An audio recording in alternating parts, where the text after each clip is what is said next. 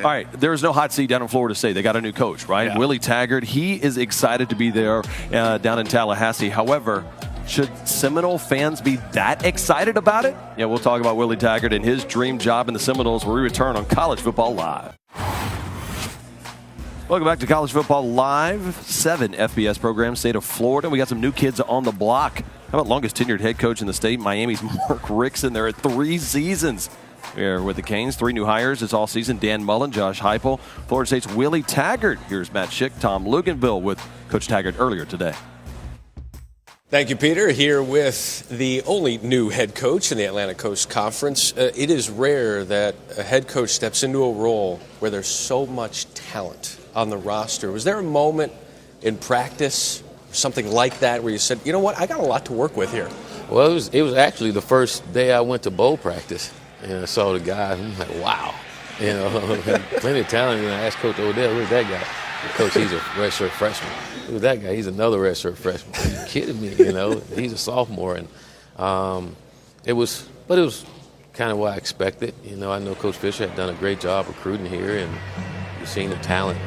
You know, the question of who's going to be the quarterback. You're as excited as anybody about finding out who that's going to be. But if you remove that from the equation, and you've now had a spring and a summer to study your kids, if there's an area going into August that you say, hey, at the end of August, we better be significantly improved in this area, what would it be? We have a young team. You know, we have a lot of talent. It's a young team.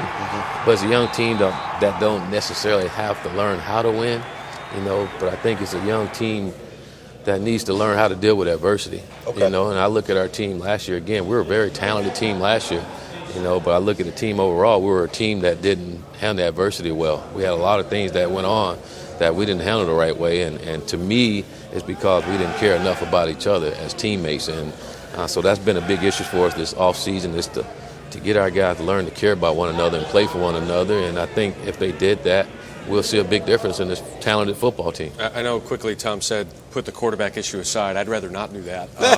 Who is going to be the guy coming up when you open up against Virginia Tech? The guy that showed he can lead our entire football team, you know, not just run our offense, but lead the entire football team. I just look at the history of Florida State University, and when we had great season, when we won a championship, we had that guy at the quarterback position, and he wasn't just a great player, he was a great leader.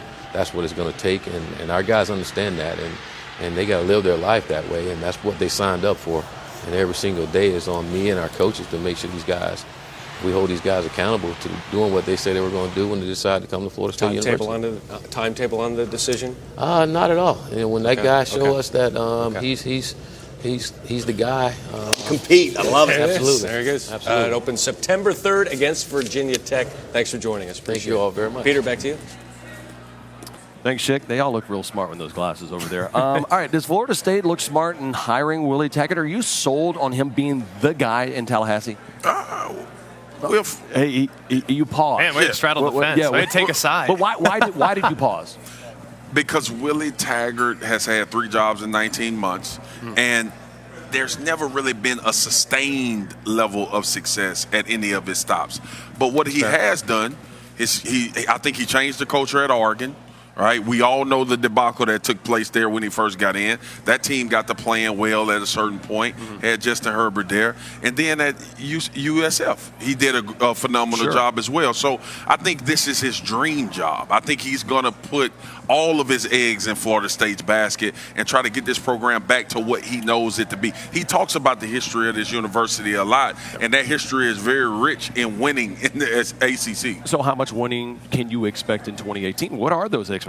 No, I don't care about wins and losses this year, and that's rare to say that. Yeah. But there's been turnover, there's been turmoil, and this team last year, they just didn't have any identity offensively or defensively. They struggled on both sides of the football. They really struggled in the trenches offensively continually. They've done that for years. I mean, the offensive line's been abysmal for the last 5 years. Yeah. So I look at this team, and I want, when I look back at the 2018 season, to say they clearly installed an offensive identity, and we know what they're going to look like on defense. They're going to have talent. Willie Taggart can recruit, man. If there's one thing he can do is recruit.